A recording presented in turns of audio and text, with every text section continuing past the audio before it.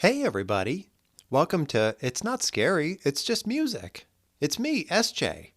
Hey, welcome to 1995.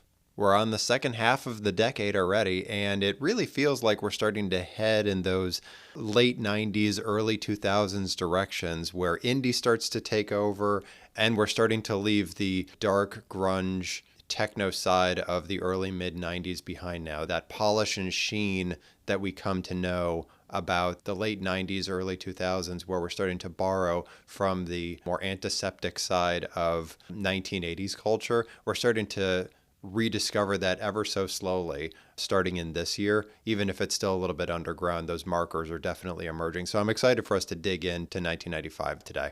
So, before we get started, I am just going to remind that if you're interested in listening to any of the music that I highlight in today's episode, you can check out my essential list for this year. As well, if you're interested in listening to the rest of the albums from my essentials that I call out for this year, or my conspicuous absences, or any of the other albums I decided to keep for 1995, you can find that on my big list, both of which are linked in the description of this episode. Okay, so what are we going to talk about today? First, as always, we're going to talk about what's happening right now in the world of music by genre. Next, we're going to talk about our essential albums for this year and why. And then finally, our conspicuous absences from my essential list and why. So let's start by talking about rap music. On the East Coast side, as I'd promised from last year, Wu-Tang Clan has officially exploded into its individual parts and pieces this year, where there are several members of Wu-Tang Clan that came out with their own first albums, and many of them are on my big list for this year. I think we have one on my essential list this year, but Wu-Tang Clan is officially just diffused and exploded all over the East Coast, and they're continuing to dominate as a brand for at least the next year or so until the next big rush of East Coast rap music comes along. But for right now, Wu-Tang Clan is owning the show in the East Coast. Southern rap, specifically in Atlanta, grew just a tiny bit in 1995. On the West Coast, they officially found their messiah this year, which was great. I mean, Tupac has been swirling around in the underground up until this moment, but he came out with his first major acclaimed hit this year, so we're going to talk about that once we get to our essentials. And then also, we're starting to find a little bit more international rap outside the United States, which is really great. On the folk side, it's still just merging with pop and rock and leaning more into indie rock and pop. There is a little bit of straight ahead folk that is happening that's meaningful, but we're not really going to regard it on our essentials. But I think there's a little bit of straight ahead folk that's in my big list for this year, but not really bubbling up that much. Reggae, kind of similar situation. We're continuing to evolve out of this straight ahead Shabba Rank style of dancehall and toasting rap, but it's really still the law of the land. I think that we have one or two albums this year, not in the essentials, by Patra and Shaggy, two of which different sounds, but they are still leaning into some of the R&B dancehall toasting styles that Shabba Rank's brought the last several years. So we're still evolving, but we're still very much, though, firmly planted in that way of doing things in reggae.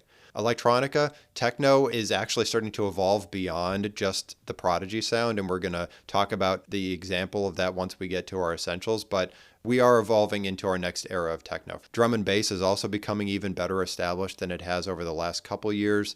I don't believe we have any essential albums examples, but there's definitely some in my big list if you're interested to go in and listen to some of the drum and bass as it continues to evolve. I think give it another year or two, or three maybe, we'll get some drum and bass albums of high quality back on the list. But on the whole, the field is just continuing to expand. Even more DJs are taking different slice outs of electronica and finding an audience for it outside of just the club. Like I said, there's some stuff in my big list, and you can tell how the genre is continuing to spread out if you're interested to go exploring further. But again, I don't necessarily think we've got more than one example of electronic on the essentials this year.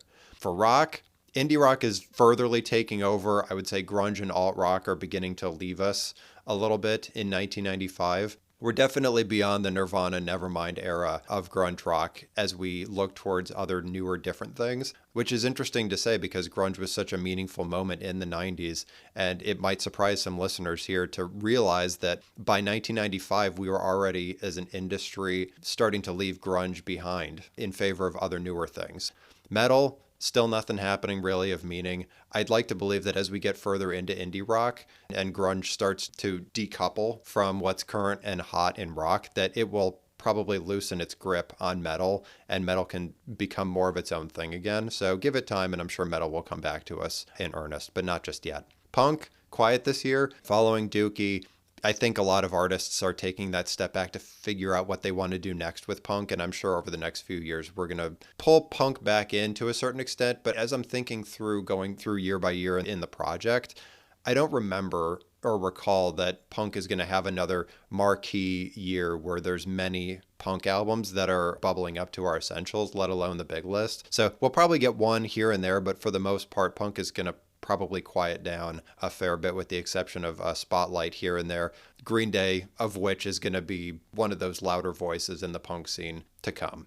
And slight tangent to punk is that ska actually finds another footing and emerges back onto our essentials this year. And we'll talk about that a little bit more as we get to our essentials. Country, I am absolutely certain, like I've been saying the last several years, that we're continuing to miss all sorts of lower quality neo-traditionalist country and pop country. But again, if it's not finding its way to my big list, then we're not regarding it here in any respect. But I'm sure it's happening. On the other side, though, alt country is actually starting to return this year and find its way into the greater indie rock definition, because there is a lot of alt country ideas that permeate into indie rock, especially over the next 5, 6, 7 years. So alt country is finding its way back to us, which is really great stuff, because the way it's reemerging feels like an evolution off of that previous iteration of alt country. It's definitely evolved. In the R&B space, we have another big spotlight album this year to talk about, but not really a lot much more besides that. I think give it another year or two, and we are going to continue to find those merging spots between rap artists and R&B artists and finding that common ground and creating more complex music. But this year, it's just a straight ahead R&B album. And there's also no boy bands to speak of on the R&B side that bubbled up to the big list and then inevitably got to our essentials. And to that end, also about pop, like I said a second ago, we're not seeing boy bands or girl groups emerging on the pop side that are getting to the big list that eventually get to the essentials. I'm sure that they're happening. I think actually the Backstreet Boys' first album comes out this year or next year. So I don't presume that we're going to see it here because I don't think it passed that threshold of quality. But I'm just recalling back, I'm pretty sure that that's what's happening. On the stuff that we are going to see, though, Dream Pop is starting to end fully and give way to indie pop altogether. We have a really huge indie pop record that comes out this year that gives a lot of directionality to pop over the next couple years, which is really great stuff. And then as well on the straight ahead pop side, we have another great milestone this year, and we'll talk about that more as we get to our essentials. So for avant-garde, Björk did do an album this year, and we'll talk about that here in a bit. The only thing I'll really say about it is that she is continuing to leverage more electronic ideas to push avant-garde into certain directions. And I'd like to believe that where she's taking avant-garde and electronica, that angle together, merging them together, will inevitably lead us to things like indie electronica. But we're still several years away from that, probably 3, 4, 5 years away from that. But she's definitely out in front, challenging us to think through what more can we do with electronica other than just techno and ambient glitch and drum and bass and things like that. So it's an interesting year, but we'll talk about that in a little bit. For video game music, second gen at this point is hitting its final peak this year. We're going to talk about one album in particular that's on the essentials, but we're really at the very end here. Like when we talk about genres sundowning in the past, where we have those last few really great examples as a send-off, we've got one this year, we might have one next year, but for the most part, third gen has officially started this year. We don't have anything on our big list. I think I only have one on my big list for even next year. So I think 1997 is probably when things are going to really kick off for third gen, but it has effectively started. So composers and sound engineers have started to migrate most of their efforts away from second gen towards third gen, which is why we have some huge bright spots for second gen, but there's really not too much going on besides that. On the J-pop side, J-rock is definitely dominating right now on the quality side. J-pop, unfortunately, straight ahead J-pop has been expectedly quiet over the first half of this entire decade, which has been a shame. But I'd like to believe with a particular album that came out this year, which we're going to talk about in our essentials, gives J-pop some direction forward that it desperately, desperately needs. And then on the K-pop side, continues to be pretty quiet. There are some albums that I've been keeping on my big list. So if you are interested to hear what's going on in K-pop right now, you can go into my big list and check out what's going on there. Sotaji and Boys has been coming out with albums this whole time. So if you're interested to give it a listen and keep yourself grounded in what's going on with K-pop as it evolves, feel free to do so. But nothing on our essentials, not this year. So next, let's talk about our essential albums for this year and why. So first is Tupac Shakur, Me Against the World. This is second wave gangster rap and also G-Funk. The tracks I'm going to call out before we really get into it is Me Against the World, the track, So Many Tears, Dear Mama, and Death Around the Corner. So interestingly enough, Biggie last year with Ready to Die had significantly hinted that perhaps his own death was imminent, and the fact that Tupac has also expressed to his listeners that death is around the corner for him. I'm sure he was a little bit alluding to himself, but also he was talking about how most people in at least South Central LA, Compton areas like that, do generally feel like death may always be around the corner for them. And so I think that it was talking about himself a little bit, but I think it was also continuing to talk about the experience of Black culture in South Central LA, which is why this is just one of those hallmarks of gangster rap. Those are the kinds of topics that we're talking about. But it's interesting that both Biggie and Tupac, just a year apart from each other, were having similar conversations with their listening audience as they continue to be very much mirrors of one another. So despite the fact that I'm sure a lot of us have that awareness that the East Coast versus West Coast thing was happening in rap exactly at this time, like this is when it really was hitting a fever pitch, from just a pure creativity, art, music perspective, the two sides were always mirrors of one another, and they always were coming at the music from similar places. So if you didn't really know anything culturally about what was happening about New York versus South Central LA and the world of rap at the time, and you just listened to the albums, you wouldn't perceive that anything was necessarily amiss. And it will inevitably be interesting that both Biggie and Tupac just stopped putting out records all of a sudden because they're clearly very talented. Because purely from a music perspective, it seems a little bit incomprehensible that there was real meaningful animosity between the two sides unless you're deeply listening to some of these tracks and hearing how some of these tracks are disrespecting or dissing one side or the other and retaliating through their lyrics back and forth. So it's just interesting to witness this, taking that step back from the cultural history of the music and just listening to the music itself, because for some of these tracks, you just listen to them and go, why do they have a problem with each other? It just doesn't seem like it makes any sense. Both sides are just creating art and they're creating communities around their art. I don't understand why there has to be this animosity. It seems almost fabricated. It seems made up, this animosity that they have between each other. And I'm sure there were deep problems or issues that existed between the two sides that we're not talking about here necessarily. And you're more than welcome to go look up and read about at your convenience. But at least just strictly from a music perspective, it seems strange. Like it seems unrelated and irrelevant. So putting that all aside, just talking specifically about Tupac, because this is the first time that Tupac has been on our big list, our essential list, it's clear that he just has all the charisma in the world. So much so that despite the fact that he's talking about gangster-related topics, he himself being a king of all gangsters in this respect, it's still very heartwarming and you want the best for him at the same time. It's very interesting that he could be talking about hurting people, stealing from people, just general crime that has been permeated through gangster rap since its origins, and yet somehow you want to root for him and not in a anti-hero sort of way. Like you just want the best for him and you want him to be okay and be happy with his life and to be safe. It's really interesting stuff that he's putting himself in the guillotine and saying, this is what life is like. And you say, no, no, no, please don't be this way. I wish nothing but the best for you. It's interesting just listening to that that's the way that he elicits emotion from his stories that he tells, because truth be told, he's one of the best storytellers in rap that has ever existed. His lyrics are very clear. He paints very vivid stories and he emotes so well as he's doing it that you really do feel for him and feel that charisma coming through in the music. Even at this point, 30 plus years later,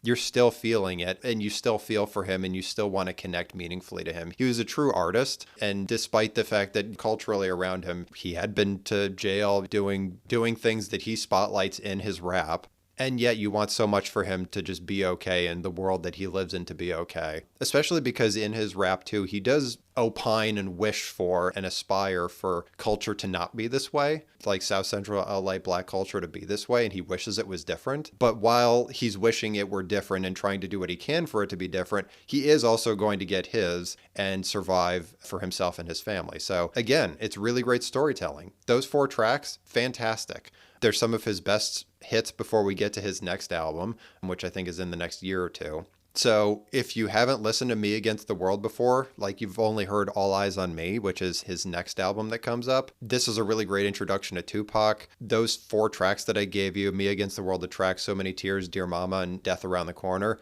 4 really great spotlights of how amazing his storytelling is. If you like what he's doing here, keep listening to the rest of it, because this is another one of those albums where you could just sit down, listen to the whole thing, and absorb all of the stories that he's telling, because they're really vivid and amazing and heartfelt and sad in many ways, because he is talking about gangster rap themes, but he's not doing it so much in a NWA Straight Outta Compton where this is hell on earth and we're just going to be the kings of this horrific place. And I think that there is a little bit of sadness for Tupac where he's definitely the king in his own respect, but also he laments the fact that this is how things are. It's clear. So that's why this is second wave gangster rap and not first wave. So give this a listen. It's really amazing stuff. Only more great things to come from Tupac, at least with his next album before he passes away. So let's give him all the love because he deserves it. So next is Alanis Morissette. I could also probably just call her Alanis and you'd exactly know who I'm talking about. And the album is Jagged Little Pill, which is basically her huge hit. I would call this grunge rock / pop to a certain extent. Some might even call it indie rock, perhaps. It's really hard to classify this album because much like, let's just say Thriller, it certainly got some kind of grounding, like rock, grunge rock, whatever was happening at the time, but it's so much its own thing that it's very, very difficult to define strictly other than just saying, I'm listening to Jagged Little Pill. For those that are familiar with the album, know exactly what you're talking about and would probably struggle to define it similarly because it just is what it is. So, like I was saying a second ago about comparing it to Thriller, to me, this, Nevermind, and Thriller are 3 really great examples of albums that seem like they're just out of time and space, that they've been put out and it's 80% plus earth-shattering hits. And there was some degree of inspiration that happened leading up to this album's creation that bursted into existence. And unlike Nevermind a little bit, and more so like Thriller, there's only really a couple examples of artists that came out after this that were able to capitalize on any of these ideas anywhere near as meaningfully as the original artist did.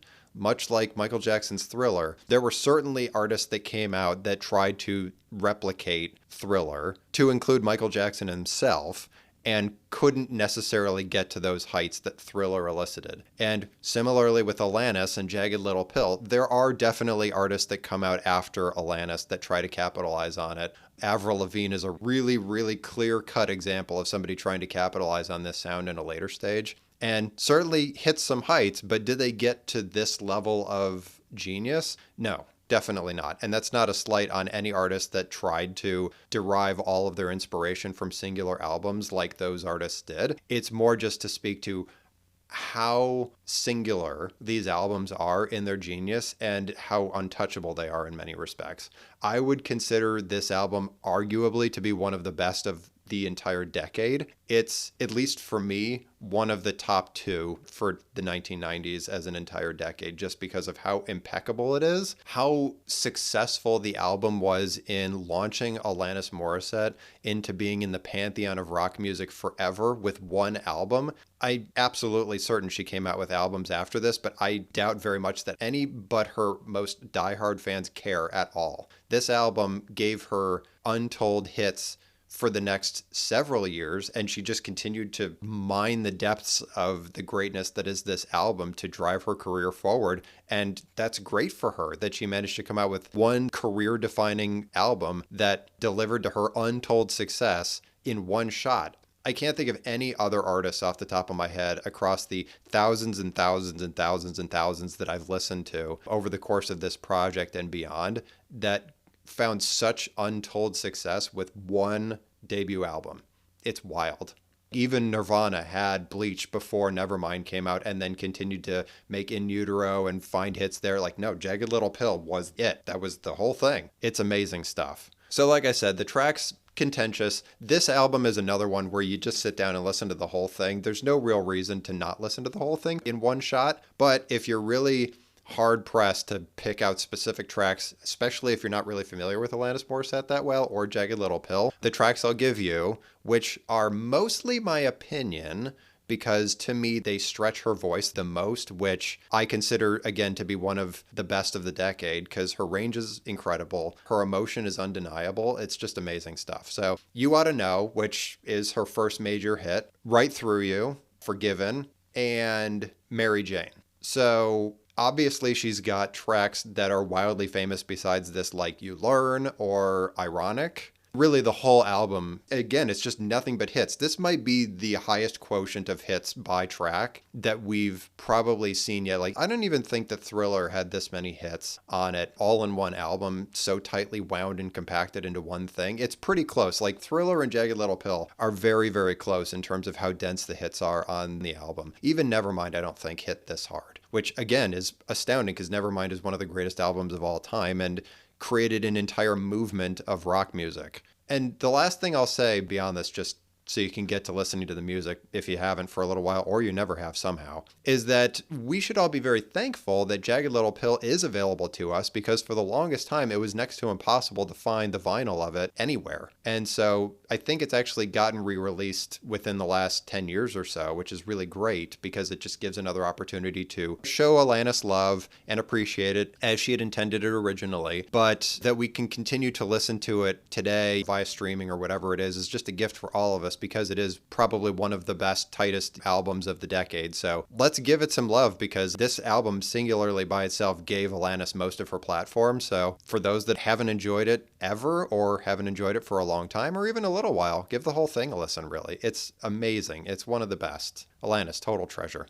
So next is Bone Thugs and Harmony, East 1999 Eternal, or E 1999 Eternal, depending on how you read it. This is Midwest gangster rap. They're from Cleveland. So another different region other than New York or South Central LA or Atlanta. It's another new place. The tracks I'll give you: E or East 1999, the track, Crept and We Came, The Crossroads, and First of the Month. This is definitely gangster rap. There's no question about it. But it is entirely different than what is going on in the East Coast, despite whether or not it's Wu-Tang or it's Nas, Biggie, any of them, or anything that's going on in South Central LA, whether or not it's Tupac style, Cypress Hill style, doesn't matter. Or the Atlanta style with Outkast. This is totally different. Like, you will listen to East 1999 and it just sounds 100% different. The cadence is totally different. It's totally fresh.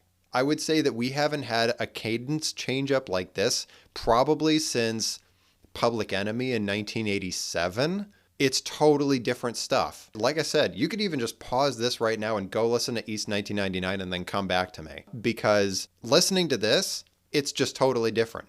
I'm not even necessarily saying that this is how Midwest rap is going to sound going forward, but at the very least, we got to call it something totally different, because this is not the same gangster rap that has existed anywhere in the United States since its emergence in 1986-87. This is totally different stuff. What I'll also say too is that we're continuing to see that evolution of rap towards incorporating more R&B elements into the little nooks and crannies of what they're doing. For example, in almost any of these 4 tracks, they're certainly doing some rap, but there's some intonation going on. There's parts of the songs that kind of lean more into being R&B than just straight ahead rap. Bone Thugs and Harmony have effectively changed in this moment our baseline understanding of what gangster rap could be, which again has been this way for almost 10 years at this point, as of 1995. So yes, Tupac came out with his album this year. Yes, Wu-Tang Clan is totally dominating the show in East Coast, and Biggie came out with Ready to Die. Like, all of that is critically important, and Southern Playlist at Cadillac Music. All of that is really, really important. This sounds totally different than all of those things, which says to me that something very exciting is happening also in rap in this moment, which is that rappers are starting to question those baseline assumptions about what rap needs to be, what the cadence needs to be, whether or not we're singing or just rapping or both. All of those things are being challenged and questioned, which is how genres continue to evolve aggressively. And so Bone Thugs and Harmony, to me, again, despite the fact that Me Against the World came out this year, as well as some other rap that we're going to talk about, this is probably the most important album that's happened in rap for at least a few years because of how much it's changing the conversation around what rap structure needs to be in order to be successful. So it is really great that we're hitting some of the greatest heights around gangster rap in this moment. But two, the stuff that I often live for in this project is seeing how artists come along and completely question the status quo and really take a hard look at those foundational pieces of existing genre doctrine and break them up and start doing different things with them. And in this album, that is the thing that's happening. So I'm very excited about this album. It's one of my favorites for the year just because of how it does challenge those assumptions. So like I said, check out those 4 tracks: East 1999, Crept and We Came, The Crossroads, and First of the Month. If you like this, the rest of it's basically like this. So give Bone Thugs and Harmony your attention if you haven't previously. Like I said, I know we're in our East Coast, West Coast moment, but any opportunity that we can give to outside the big giant locations, especially to honor when they're challenging pre-existing assumptions, we should be absolutely leaning into stuff like that. So give it your time. So next is Garbage by Garbage. This is grunge rock. It's also neo-psychedelic rock to a certain extent. I'd also maybe call it trip hop a little bit. It's certainly that avant rock that Sinead O'Connor had been playing with for her prior 2 albums that we've been spotlighting. Garbage is just taking that one step forward. The tracks I'll call out: Super Vixen, Queer, As Heaven Is Wide, and Stupid Girl. Stupid Girl is their major hit from this album, though those other 3 tracks are fantastic too. So like I said, this is definitely an evolution off of Sinead O'Connor and the whole avant rock movement that was happening in the very end of the 80s, early 90s. Garbage is taking that one step forward. I would also say that the trip hop, neo-psychedelic components have Bjork linkages to them. They're not very clear cut, but like I said, if we're talking about anything regarding avant rock or avant-garde at all, there are Bjork connection points to it, even if just a teeny tiny bit. The biggest influence is Sinead O'Connor, though, 100%. I actually, before doing this project, thought I understood what Garbage was before listening to this album, and going back and listening to it in earnest as part of the podcast, I really did actually have to sit down and pay attention to these tracks as I was picking them for my essentials and really metabolizing how connected Garbage is to Sinead O'Connor, because I didn't really put that together previously. So it was a fun surprise for me, where I think I'd been making some assumptions about what Garbage was previously. I was wrong. I thought it was much more grunge than it actually is. I was actually surprised that it sounded a little bit more trip-hoppy than I expected. So those 4 tracks, really great examples of the greater album. If you like these, give them a listen. Garbage is definitely carrying forward the mantle that Sinead O'Connor had been carrying for several years. So if you really enjoyed our journey through Sinead, this is the next step in that evolution. So give it your time, because it's really great stuff. So next is Judy and Mary, Miracle Diving. So we talked about Judy and Mary last year with JAM, or Jam. This is J-Rock again, and more J-Pop than JAM was, though it's definitely harder than Orange Sunshine, which came out last year, that we talked tangentially about, but we didn't actually highlight on our essentials last year. I'm only going to talk about 2 tracks here. One is Miracle Night Diving and Overdrive. So not Miracle Diving, but Miracle Night Diving. It's the first track on the album. My perception is in this album that, as I said in 1994, that Judy and Mary was playing with the ideas of punk music, but weren't necessarily a hard-coded punk band. And this is just an example of how that was just a persona that they were eliciting. They're still, I think, a J-rock band. They're definitely not just straight-ahead J-pop music, because it's much harder than that. But are they strictly punk? No. And you can really detect that here. I think that the story that's often told about Judy and Mary over their long history is that they started off in much punkier places, and as they evolved as a band, they inevitably discovered softer, poppy approaches. My story is that they were always this way, and they leaned into a punk album because that was what they wanted to do, but they always had pop in their heart. And it was just a steady process over time of revealing that heart of pop music that they always had as their albums went on. And then eventually Yuki goes off and does her own thing. And then it just continues to be even more poppy as time goes on. It never leans straight ahead into the banal J-pop that we've been avoiding for the last 15 years. She always has an angle, especially as we talked last year about her cadence and her pronunciation is always pretty off kilter, so you never lose that in her. And to that end, too, in Miracle Diving, it's that first clear step away from JAM, where if we just disregard Orange Sunshine, Miracle Diving is their first major step towards pop music. And they do essentially pursue consuming the narrative around J-pop in this moment, again, bringing a little bit harder, punchier sounds that do challenge the soft, inoffensive pop music that continues even into 1995 that, like I said, we're not really talking about. The last thing I'll call out is that last year I talked about how Yuki has a very strong voice with incredible range. She actually does highlight it a little bit more here on Miracle Night Diving. So if you want to get a better sense of what I was talking about around her voice and how she just flings these notes effortlessly out there, even if it doesn't seem like she should be able to, Miracle Night Diving is a good example of that. It's really great stuff. I'm not totally sure how many more of Judy and Mary albums we're going to keep on our essentials, but at least for right now, Miracle Diving is one of their best. So if you like what's going on here, it's all about the same like this. It does fluctuate between being more poppy or more rocky over the course of the album, but if you like these, start giving the rest of it a listen, because Judy and Mary, they continue to evolve and just be great. So give them your time. So next is Mariah Carey, Daydream. This is R&B pop. I think we probably already know that about Mariah Carey, that it's R&B, but it's mostly pop music. The tracks I'll call out, which should be pretty clear to anybody that's ever listened to this album or familiar with Mariah Carey's discography: Fantasy, One Sweet Day, Always Be My Baby. One Sweet Day she did with Boyz II Men. So first of all, what do we really have to say about Mariah Carey that we don't already know?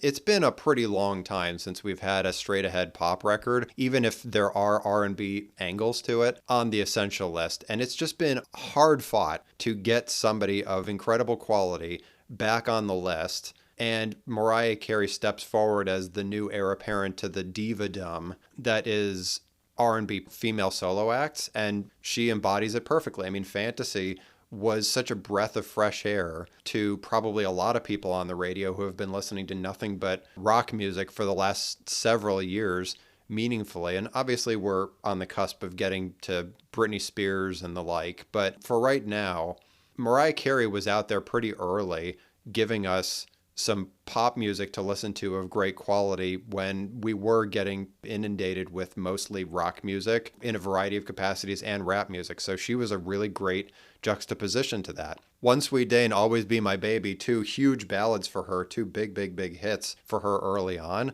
It's giving us something to hold on to around pop music and solo female R&B artists that I would say even with Mary J. Blige we weren't necessarily getting, because this is far more poppy than that. It's much more accessible to a wider audience, and Mariah Carey is delivering that quality here. So I'm very pleased that we're finally at this moment, because I personally also feel like I've been just steeped so heavily in rap and rock a lot, and sadcore, hardcore, slowcore, all techno music. It's been a lot of that. And so that we've got this shining light here, and Mariah is wonderful, and I'm happy that we're here.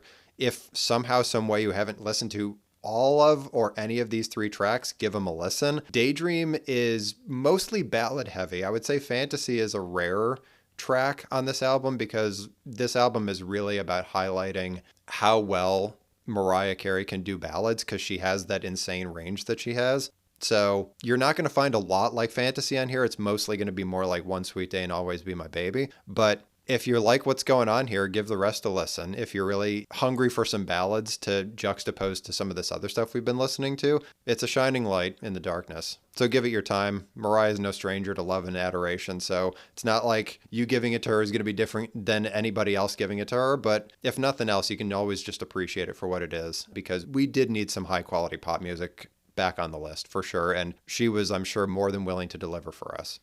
So next is Mobb Deep, The Infamous, or The Infamous Mobb Deep, however you want to think about it. It's like the Prodigy experience again. This is second wave gangster rap. It is East Coast gangster rap. I would actually say, too, that this is the next evolution of East Coast gangster rap off of what Nas and Biggie were doing a year or two ago. This is taking it a step further. I don't think we're necessarily in a third wave of gangster rap yet.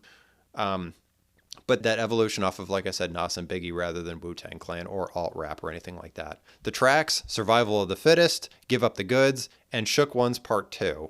So 3 huge tracks for them, 3 deeply influential tracks for them. Mobb Deep is a hugely influential duo artist, that was giving some further directionality on the East Coast side towards more hardcore rap concepts and artifacts. So Mobb Deep will inevitably be influencing some of the more underground rap that's to come out of the East Coast once Jay-Z starts to evolve the East Coast scene into something far more polished and business-like. Mobb Deep's influence will carry the genre into much more underground or hardcore direction. So we can expect a lot more from the Mobb Deep influence going forward. The infamous, much like Illmatic, was a hugely influential and important and impactful album for the entire history of rap, not just within gangster rap or 90s rap. So if you like these 3 tracks, it's about all the same like this. It varies less than Illmatic or Ready to Die. This is more just continuing to hit one idea over and over and over again a little bit, maybe 2 ideas, but the ideas themselves are very, very good. So if you like what's going on in these 3 tracks, listen to another track and listen to another and see how you like it, because Mobb Deep is deeply influential and will carry forward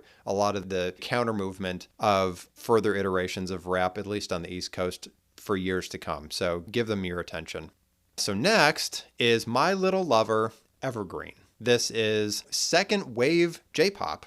So we were talking a little bit ago about how Judy and Mary was carrying forward the J-pop ideas to carry them into this different place. So juxtaposed to that, this is actually the second wave of J-pop. And the reason I call it that is it is substantively different than the straight-ahead J-pop that we've been listening to for the last 10 years or so, to include things like city pop. This is different. It's got a lot more of an indie angle to it than ever before. There's much more acoustic things going on. There's a fair bit more crooning going on. The music sounds a little less like city pop insofar as it has a distinctive Japanese pop music quality, and it sounds a little bit more Western indie pop style to it. Just listen to Magic Time, which is one of the tracks I'm going to call out. The other 2 of which are Shiroi Kaito, or White Kite, and Hello Again. 3 of which all sound much more indie. So if you want to call it like J indie pop or Japanese indie pop, all of them I think would be accurate descriptions of what's going on here. It does not sound like the J-pop that we've been listening to previously.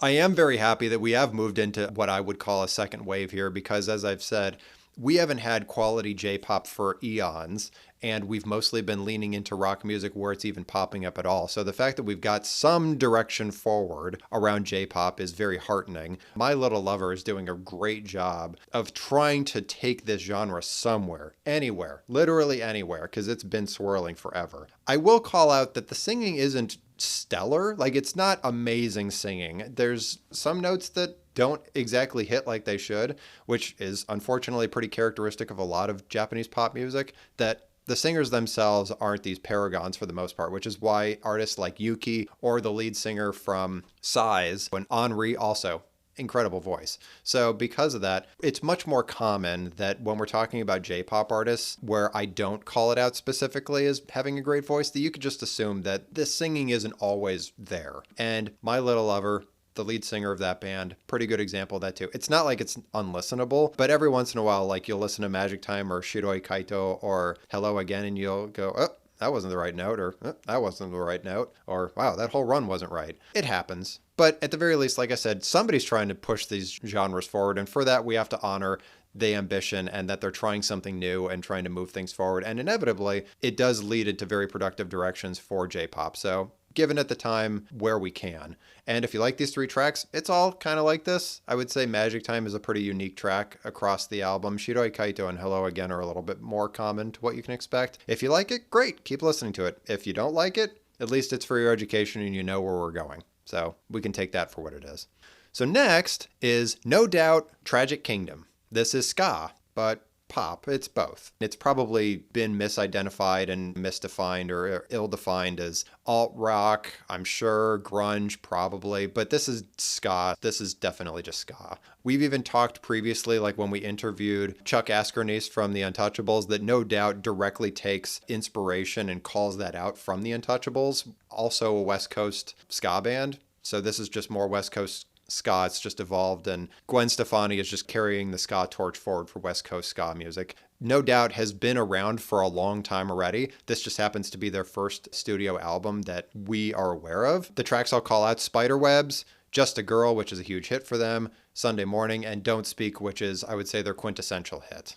Like I said a second ago, this is definitely ska music, but it combines some limited grunge elements and then a lot of pop elements. If you know anything about Gwen Stefani's future, post Strictly, no doubt, she does turn much more into a pop artist to this day, unless she's doing stuff with No Doubt in a retro sort of idea. She's mostly just a pop singer. Though, despite that, Gwen Stefani is bringing all sorts of freshness to not just ska, but also pop music. So kind of like how Mariah Carey is bringing the R&B component to pop music and giving it some life and some freshness and energy, Gwen Stefani in this case is bringing the ska version of the same thing, where she's giving it a little bit of life, a little bit of directionality, and giving us some energy around pop music, because apparently there's just not a lot of great straight ahead pop music to be found in the first half of the 90s, at least by our awareness here on this podcast. So this is apparently what it takes in order to bubble up to being quality pop music. You have to be Mariah Carey or No Doubt. Like, you have to bring some variety of pop in order for it to hit in the right way, because the straight ahead stuff just ain't working. I love Gwen Stefani's voice. I think that the ska part aside, which I think is executed very, very well, right? Because if you recall back about the Untouchables,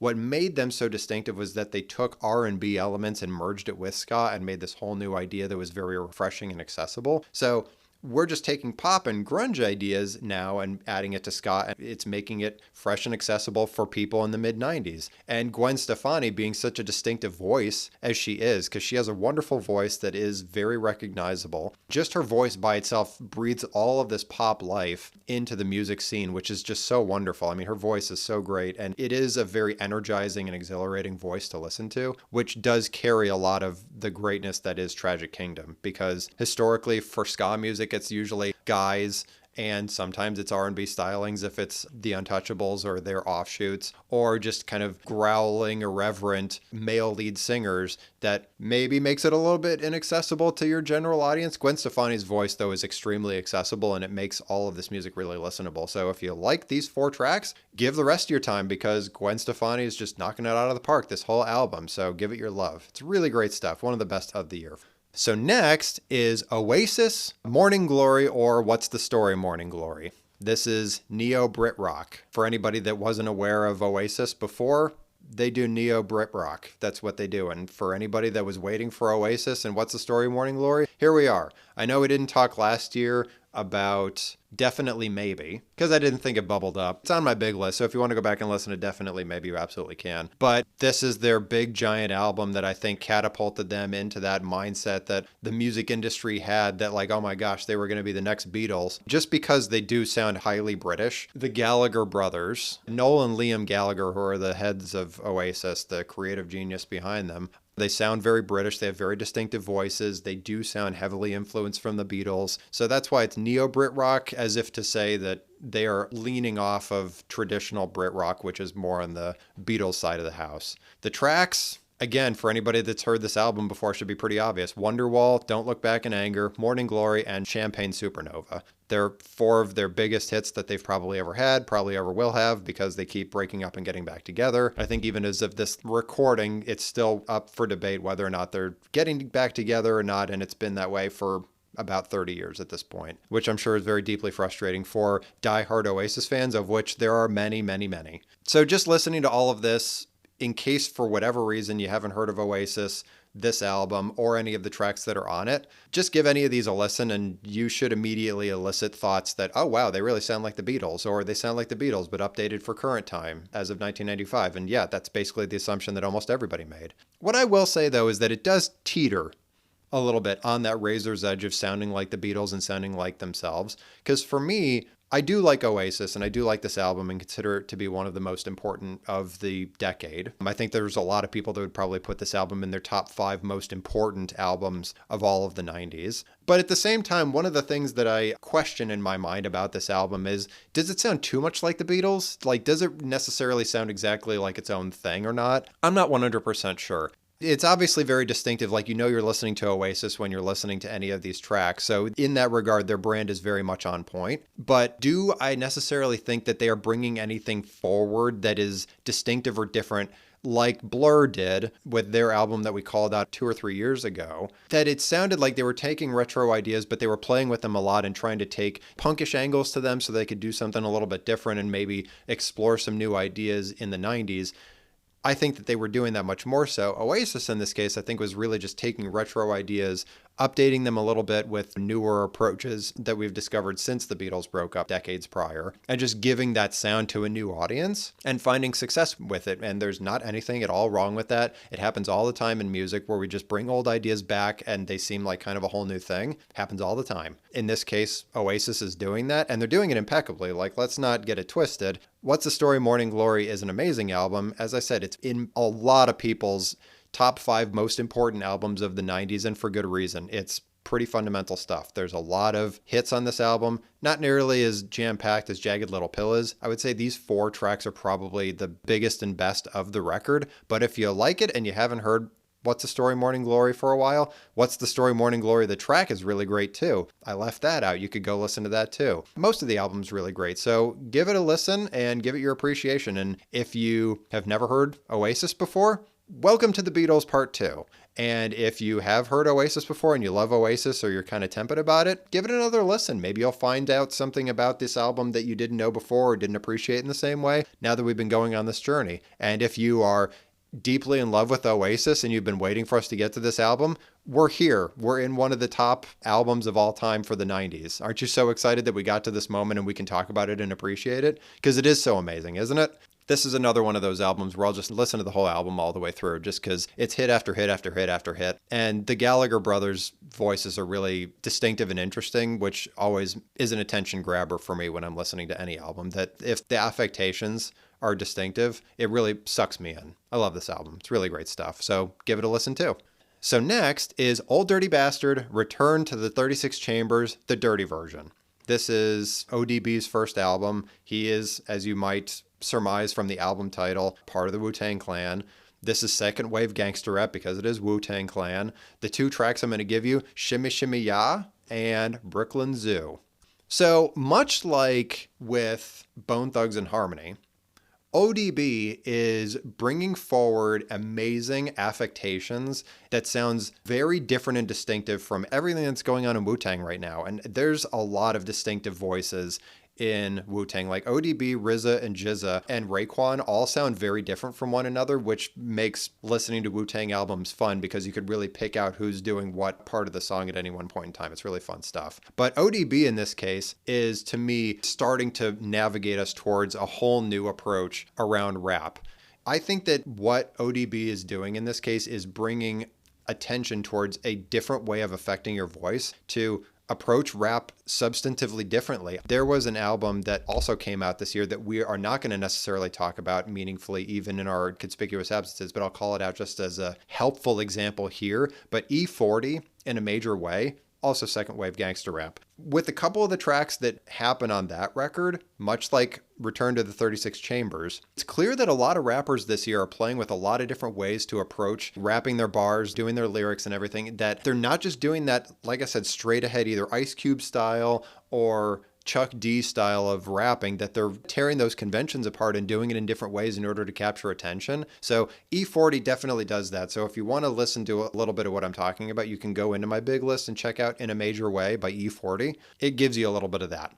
ODB is a little bit more consistent in how he executes it on Return to the 36 Chambers, especially Shimmy Shimmy Ya and Brooklyn Zoo. You get those affectations out. I mean, it sounds like Busta Rhymes a little bit, like early Busta Rhymes, because Busta's been around for a minute. I don't think he's come out with his first album, or else it would have been on our big list and then definitely on our essential list. So it's not here yet. But you can hear those little markers of what we understand Busta Rhymes' rap style to be in ODB in this moment. And so ushering in some new, interesting, different ideas around how we can approach rap in order to keep people's attention, keep them interested, keep them excited, which is really great stuff too, because from this year, like I said, there's going to be a little bit more of a diffusing on how rappers approach rap, unless, again, you're taking that very corporate way of doing it where it's just straight ahead. We're not doing anything substantively different or interesting or innovative on our cadence or our voice affectations. It's just kind of straight ahead rap, and that's what it is. But we are going to start to see even more artists coming out that are changing their cadence, changing their pacing, changing how they use the lyrics, how they manipulate their voice in order to capture attention and be distinctive. So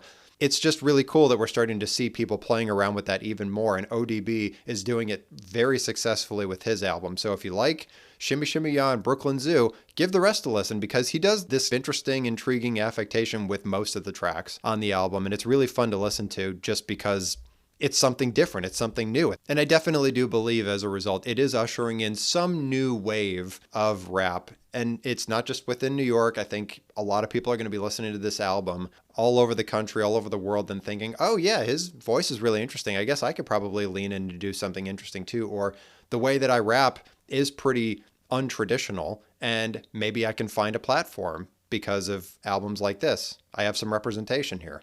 So it's really cool stuff. So next is Pavement for the third time, and the album is Wowie Zowie.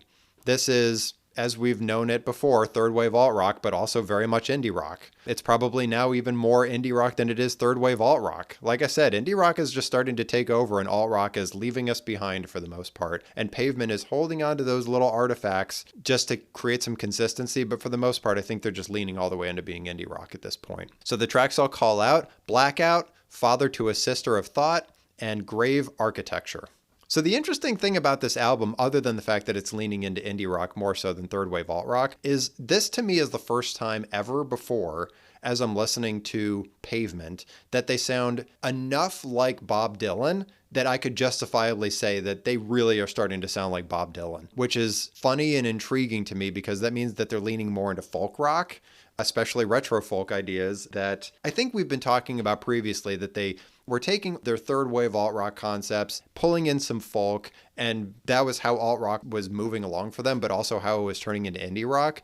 And Wowie Zowie sounds much more like Bob Dylan than their previous two albums, like Slanted and Enchanted and Crooked Rain, Crooked Rain. It started off in their first album like maybe 5%, and then it was like 15% for their next album, and now it's like 30%. So it's enough so that you can listen to it and go, I'm hearing it and paying attention to it and noticing that those connection points exist. There's no way that they were doing that on accident, ever increasingly so over the last three albums. So if for some reason and somehow they wouldn't regard that they are being heavily influenced by Bob Dylan in any respect, and that's just a wild coincidence, then a wild coincidence it certainly is, because listening to any of those three tracks that I called out, if you're not hearing some markers of Bob Dylan, then maybe I'm crazy, but that's definitely what I'm hearing. I'm also hearing a lot more sadcore and slowcore elements. Red House Painters, for example, we're playing with, or any of the slowcore that we were talking about in the early part of this decade. They're bringing a lot more of that forward, and all of it being put together, Bob Dylan and the sadcore, slowcore, shoegaze,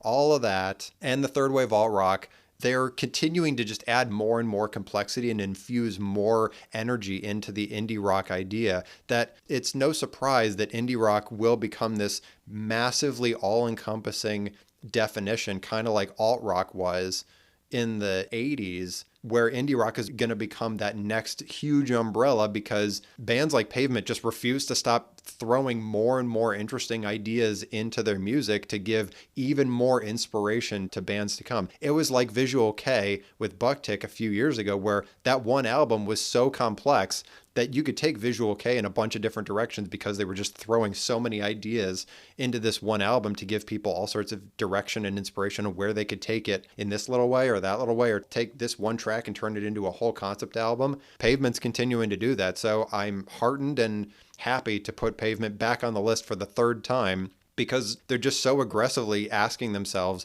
where did they take these ideas and how do we move them forward? And despite the fact that Weezer a year or two ago came forward with their Blue album, and that was just officially indie rock, despite that happening, Pavement continues to be asking themselves on what more can we add into this indie rock conversation than what we already have, or what Weezer has or anyone else has, and they just keep throwing stuff in there. So it's really cool stuff to see that they're continuing to push and add energy and fuel into the indie rock of tomorrow. It's really cool stuff. So next is Radiohead, The Bends. This is neo-psychedelic rock first, not necessarily space rock yet. It's definitely indie rock and a little bit of shoegaze. Radiohead, this being their second album, but the first that has bubbled up for us in terms of quality, because their first album, My Iron Lung, just didn't bubble up to the surface. This is their first major album that we're regarding. So the tracks I'll call out: Planet Telex, Just, Black Star, and Street Spirit. All four are not necessarily huge hits for them. The Bends is an interesting album in the mythology of Radiohead. So just as a frame of reference, Creep, which was their first major hit, that was on My Iron Lung. That came out before this, but the album itself didn't bubble up. So people probably already have an awareness of who Radiohead is because of Creep, but they probably don't have too many more frames of reference. So is it possible that you heard Creep, you were excited about Radiohead, got the Bends, the album The Bends, not actually got the Bends, because that would be very unfortunate. Listen to this, like the direction that they're going, and then OK Computer came out and the love was just continuing to grow. Now, it's also possible that you were somebody who heard Creep, maybe at a one-off, maybe it was on the radio. You didn't hear anything from them at all. OK Computer came out, it changed your life, and then you went back and listened to the Bends. Or you just didn't pay any of this attention. So those are the three camps of people. Like either you've been following them the whole time and the Bends is just the next step in your love of theirs, or this is something that you return to after listening to OK Computer and it changing your life. So either way, this is a deeply interesting album just because it showcases the amazing potential that Radiohead has, not even taking into account what I know of where they're going to go over the next, let's even say 15 years. This, to me, like Jamiroquai's Return of the Space Cowboy, it sounds like they're operating at like 30% of their inspiration. Like there's so much more here that I think that they can deliver, but even what they're delivering is fantastic. Like Planet Telex, Just, Black Star, and Street Spirit, so amazing, taking so many of the third wave alt rock ideas, grunge ideas, all the shoegaze, slowcore, sadcore, all that stuff, and neo-psychedelic rock most specifically,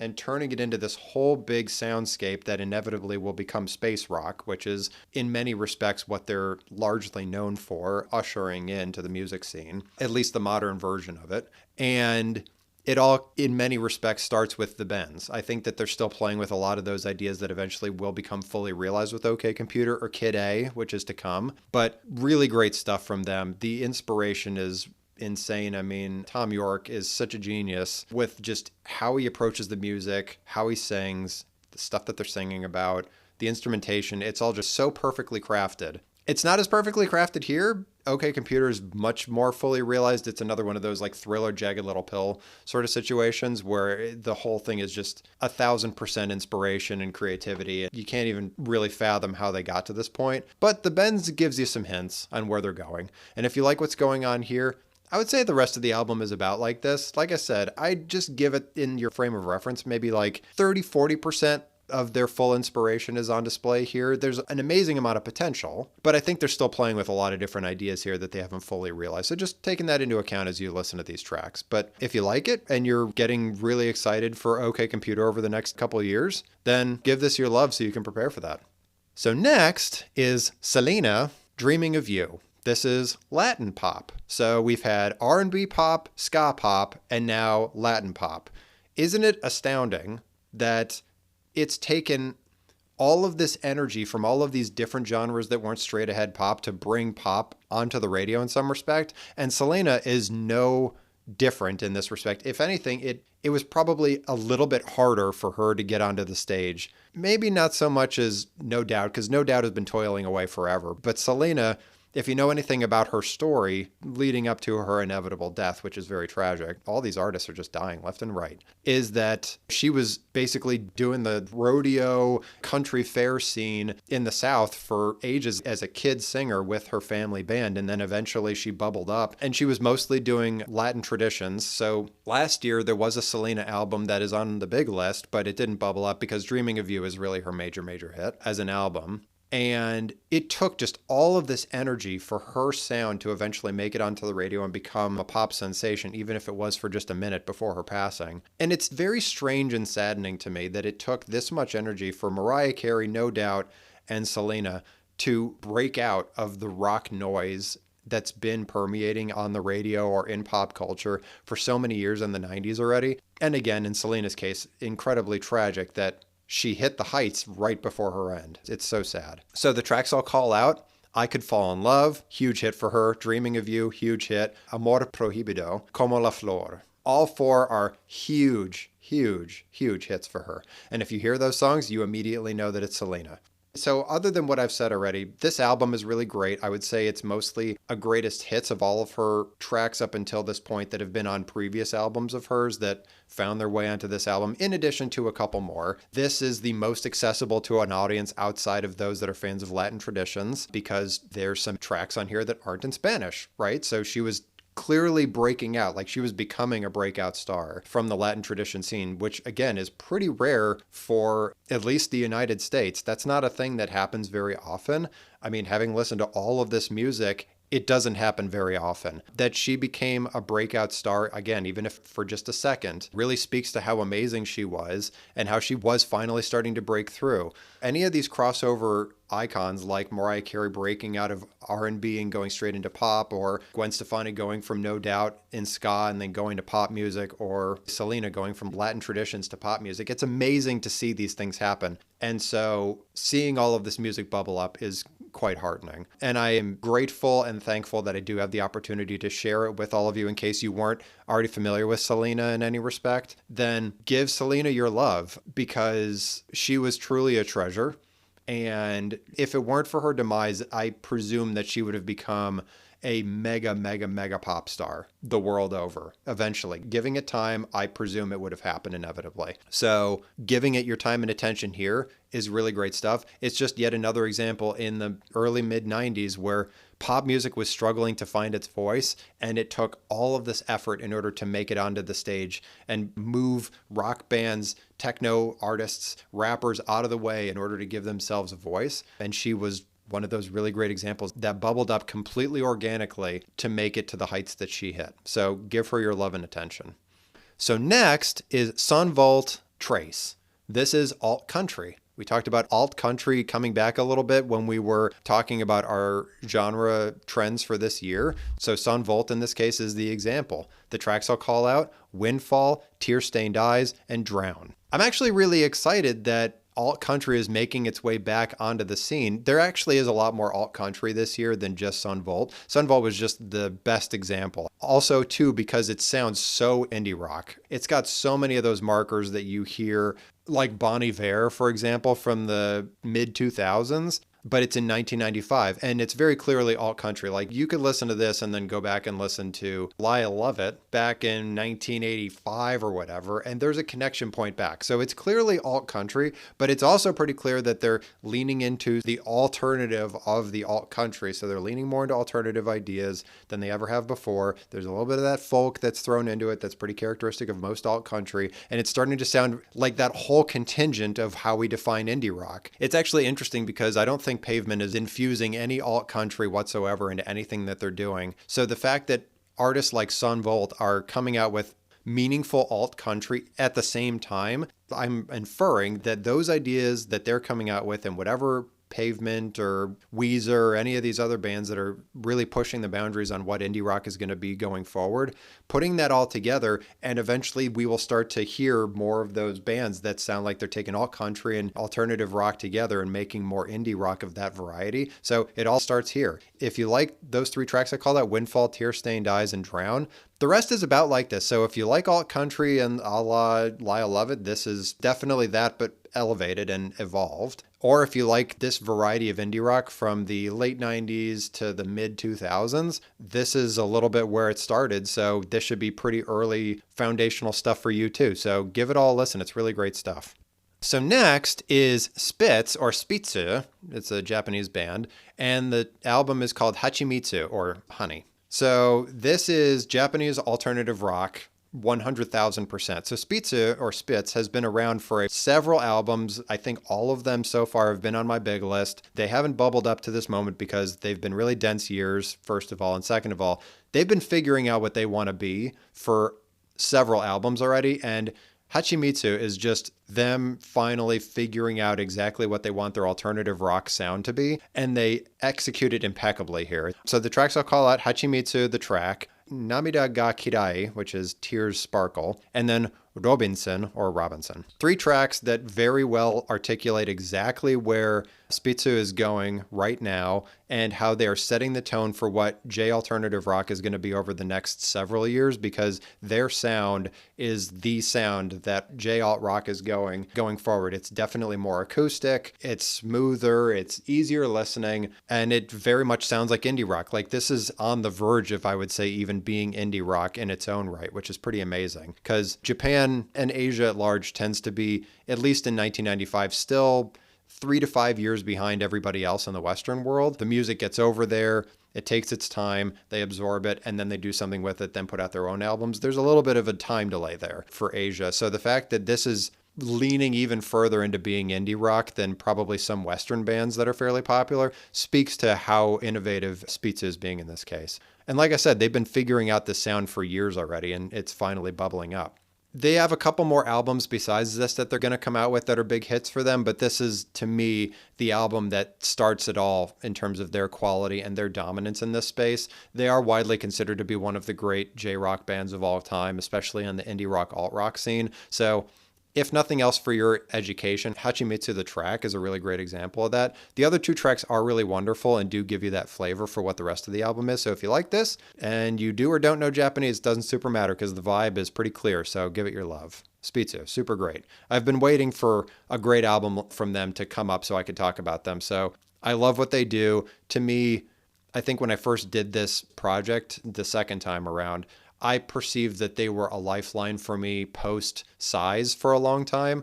But unfortunately, there's just been so many great things that have been coming out every year, and their voice hasn't been totally on point just yet, that it took so long for them to finally find themselves onto the Essential list. And I'm proud to put them there. They're so great. So give them a listen. So next is The Cardigans' Life. This is indie pop. This isn't dream pop at all. This is just indie pop. The tracks I'll call out, which were very, very hard for me to pick because this album is very near and dear to my heart and also is very dense with quality, but I'll call them out anyway. So Carnival, which is the first track in the album, Daddy's Car, Rise and Shine, and then Sabbath, Bloody Sabbath, which is the last track on the album.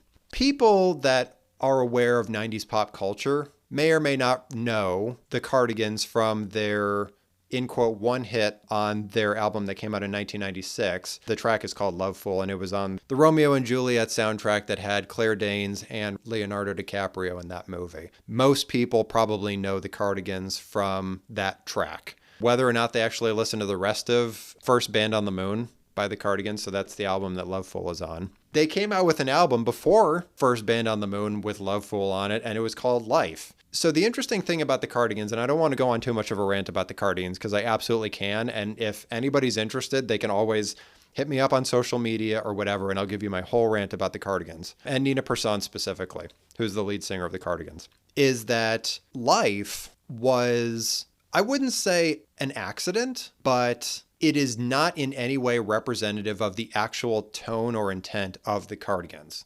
So the Cardigans as a band, which you can definitely more clearly detect on First Band on the Moon or any of the albums that they came out with afterward, is there is a certain degree of irreverence or melancholy or post-new wave, post-punk ideas about the world, about life. So I don't necessarily want to spoil anything about First Band on the Moon because we may very well talk about it next year, is that Life is far more poppy than anything they've ever done. It's uplifting, it's bubbly. Like the album cover itself is Nina Persson dressed very primly, lounging on a cloud. It's so outside the tone of the Cardigans persona generally, to a degree that I think that if when they were asked about the record after the fact or what have you, that they were confused and perhaps disappointed that people really, really loved the album because it was so tongue-in-cheek. Like they were doing it in an irreverent sort of way to critique dream pop as a genre, that it was too soft, it didn't challenge people at all, there was nothing deep or meaningful to it, and it was just saccharine and banal.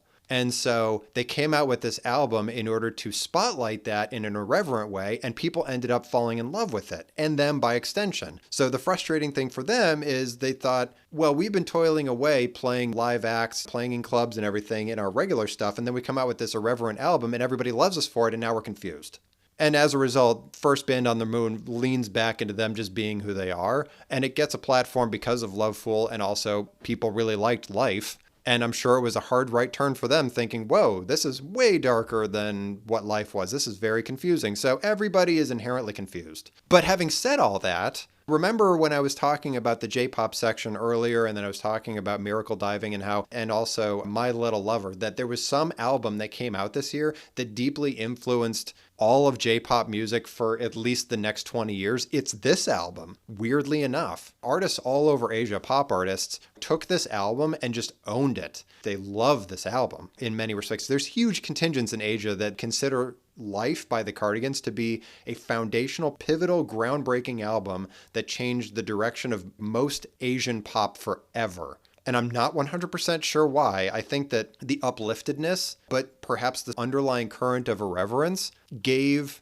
Japanese pop, Korean pop, not like K-pop, like the R&B style that we know it today, but like straight ahead Korean pop music, Japanese pop music, Chinese, Taiwanese, whatever, Indonesian pop music, all those genres, some directionality where they could take pop music that was accessible and interesting, and Nina Persson's voice becomes totally iconic to how a lot of artists in Asian pop music, like pop idols, sing. Now, the qualifier I'll say for Japanese pop music is there already was an artist in Japan called Chara, and she a little bit sounds like Nina Persson in this regard, and she came out with her first album a year or two ago. It's on my big list if you're interested in listening to it. And generally in Japan, when you hear anybody that sounds like Chara's voice, to include Yuki in many respects and comparisons, they say that it's like the Chara way of singing, where it's a little bit high, it sounds a little bit infantile. That's Chara. That's how Chara does it. But with how Nina Persson is executing it, I presume very heavily disconnected from what Chara was doing and took no influence from her whatsoever, that other artists all over Asia start to utilize Nina Persson's affectation and way of singing and the way that they approach the music, which is a little bit jazzier, a little bit calypso-y. They take a little bit of older pop conventions from the West and utilize and leverage those in order to create something that sounds a little bit more old school. Like Daddy's Car specifically is a really great example of that, where it just sounds a little bit old school, like it's from the 50s or 60s. It's got a little kitsch to it. That's part and parcel to what Life by the Cardigans delivers. And so it's just this incredibly influential album that hit next to nowhere, the West, like just a tiny bit, but in the East was catastrophically important. Like it was one of the most important pop albums that came out in the decade and was undeniably influential. It's really interesting stuff. I personally love this album. It's one of my favorites of all time. I discovered it organically again. I think I liked Loveful a lot, and then I went back and listened to Life and realized it's 1,000 times better than Loveful ever was. Sorry, Cardigans, but it's the truth. And I have a love affair with this album similarly, because is it irreverent in its own way? Sure, but also it's just very earnest. And I love that about it, even if the Cardigans find it to be their great shame or whatever. I couldn't possibly tell you, but it's an amazing album. The whole thing is amazing. Listen to Carnival if you like that and you like the vibe.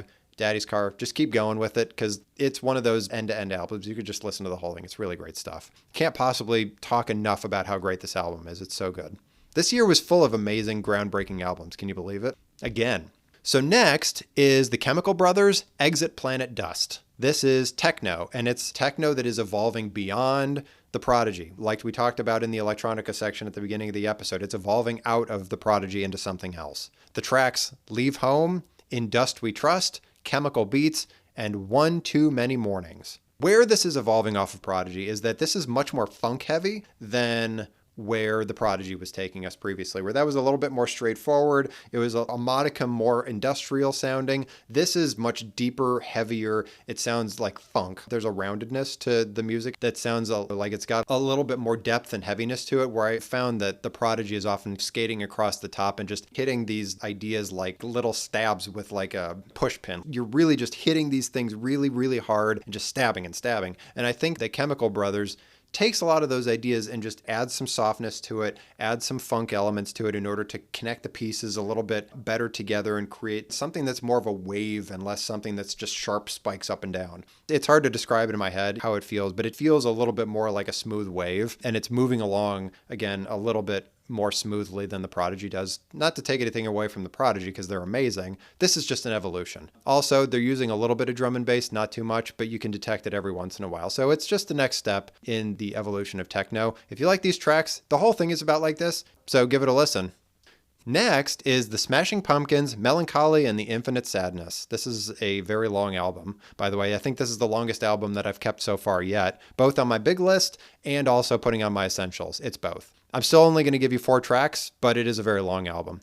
This is second wave grunge rock. Like we've been talking about for the last year or two with Smashing Pumpkins, they've clearly evolved grunge rock, and they are also joining the large consortium that is indie rock in their own way. Tonight, for example, one of the tracks I'm calling out, that sounds a lot like indie rock and almost none like grunge rock whatsoever.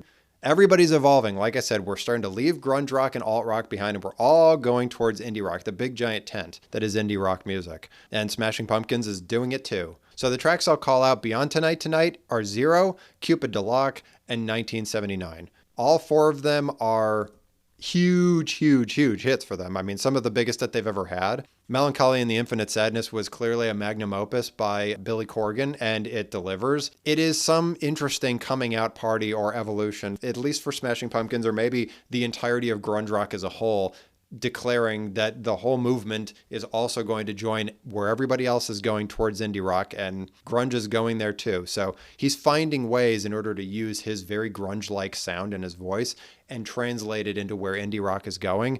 And it's interesting too, because third wave alt rock with Pavement has been inching towards indie rock for a long time, so they seem pretty close to one another. And then the alt countryside with Son Volt and indie rock, again, they sound pretty much in the same spaces.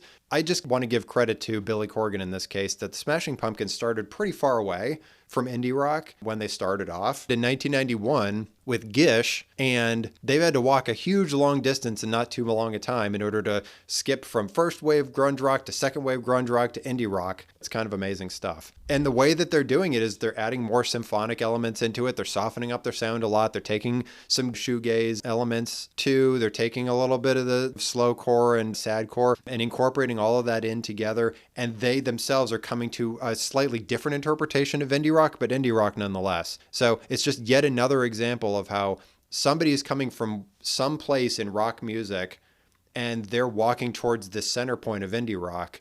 Even if they were really far away, they're all in different places in this outer circle, and they're all walking into the center point that will eventually converge in indie rock very shortly. But Smashing Pumpkins doing it again. Melancholy and the Infinite Sadness is one of maybe 2 or 3 double albums that I ever kept on my big lists ever, because it is just that good and it is amazing. And so give this one your love. I mean, it is kind of a long album, but there's so many great little nuggets in here. And it really does feel like Billy Corgan hit some kind of pinnacle of inspiration with this album. And so giving it more appreciation and love is always a positive just because of how great it is. There's just so much to love here beyond those 4 tracks. So if you like where any of this is going, just sit down and give it a gentle listen. Like, give it a track and give it a track and give it a track. And before you know it, maybe you'll find yourself at the end of the album. But it really does take you on a journey.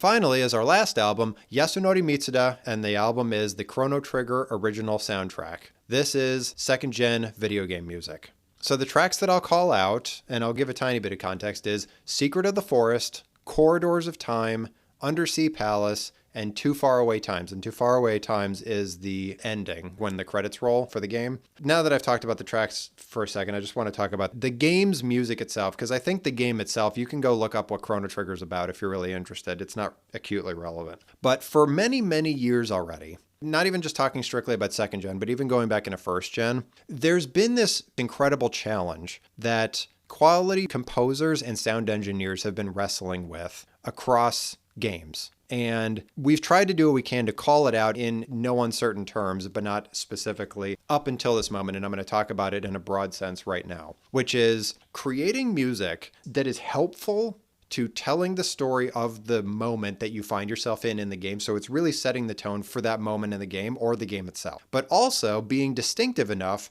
that it is a quality song that you could play regardless of whether or not you're playing the game. So talking about Streets of Rage 2 for a second, Streets of Rage 2 hits that second one very well. You can listen to that music outside the game and it's good by itself. That first one, though, it doesn't necessarily help you better live in the moment of what you're doing to experience the game in a more holistic way. So like you are getting certainly the visual aspect and the tactile kinesthetic part of actually playing the game with the controller.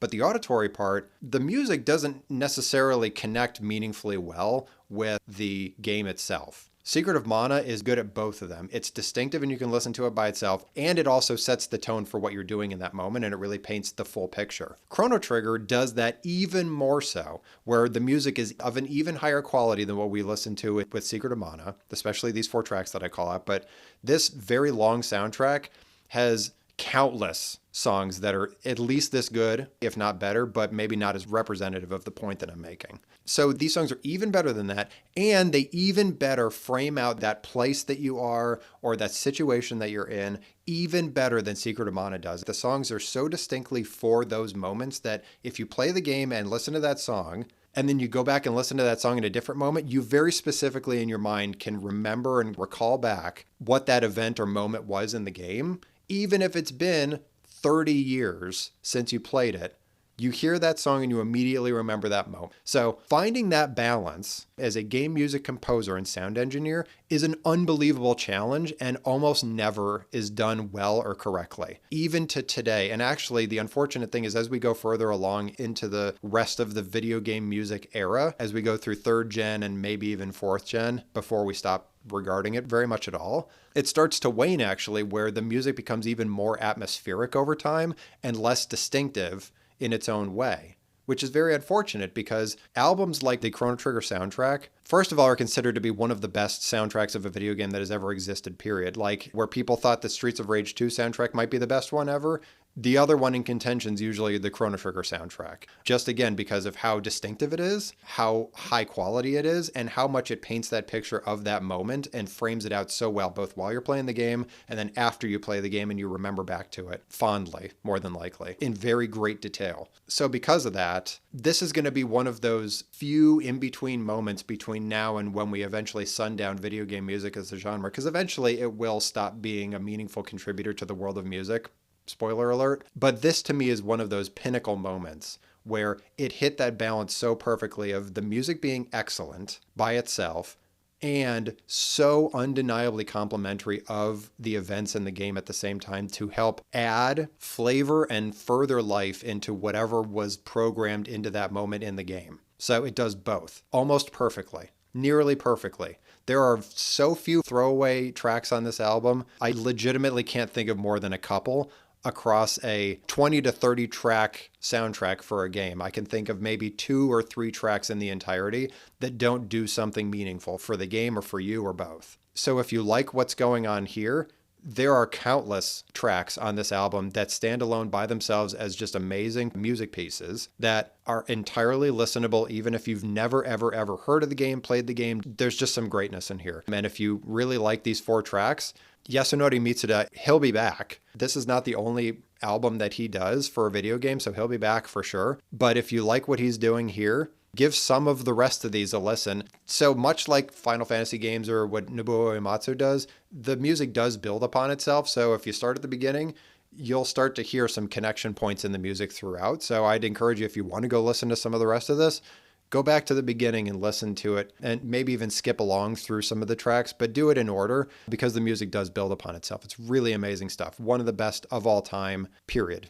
So next, let's talk about our conspicuous absences for this year and why. So first is Bjork Post. This is, I would call, avant electronica. It is really great, but that's obviously my biased opinion about Bjork. I definitely think she's becoming more of herself than she was in debut. She's leaning further into whatever she's going to eventually be, which is really hardcore avant rock electronica mixed together into a whole thing that's distinctly hers. And also, she's still generating untold amounts of inspiration. It's a little bit more of the same of what she was doing last time. I think that she is still playing with a lot of ideas, but I also just don't think that it's going anywhere distinctly different than where debut did. Maybe it's a little bit tighter, it's a little bit cleaned up, but it's not so distinctly different or so distinctly evolved that it warranted being put on the list. I mean, it was a really, really tight year. There were so many foundational albums and so many impactful, important albums from this year. Post just got pushed out a little bit. And for good reason. I think that she's going to continue to push. I think that the distance between debut and post just wasn't as far as perhaps where she pushes into the future. So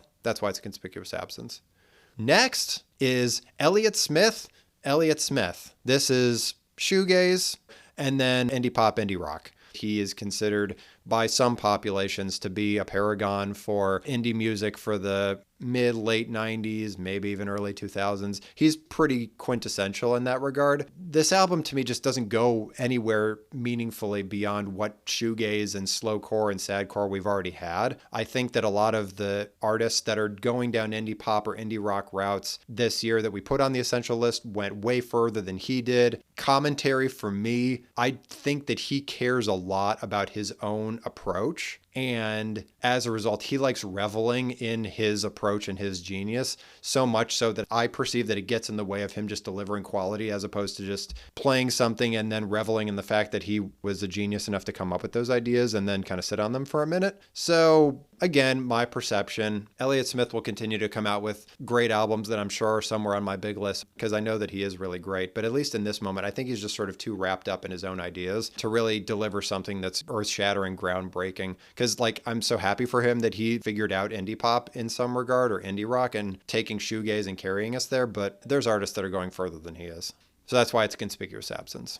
Next is Goody Mob, Soul Food. So this is Southern rap. We talked about how there was another artifact on the Southern rap Atlanta side. This year, it was Goody Mob, Soul Food. It wasn't on our essentials. It was a conspicuous absence. And the main reason it's a conspicuous absence versus being essential, other than the fact that it got pushed out by a lot of other higher quality things, is that I wouldn't say that they were carrying anything forward further than Southern Playalistic Cadillac music did. I think it was just showing the other side of that contingent and them coming out with their own album. Like Outkast a little bit is on this record, so you get a little bit of Andre 3000 and Big Boy, but if they want to come out with their own thing, I think they need to go a lot further and go a lot harder than they did, because it just seems like they're rehashing a lot of what Southern Playalistic Cadillac music did. So conspicuous absence, because it's notable, it's noteworthy, and it's important, but also it needed to go further if it wanted to be on the essentials.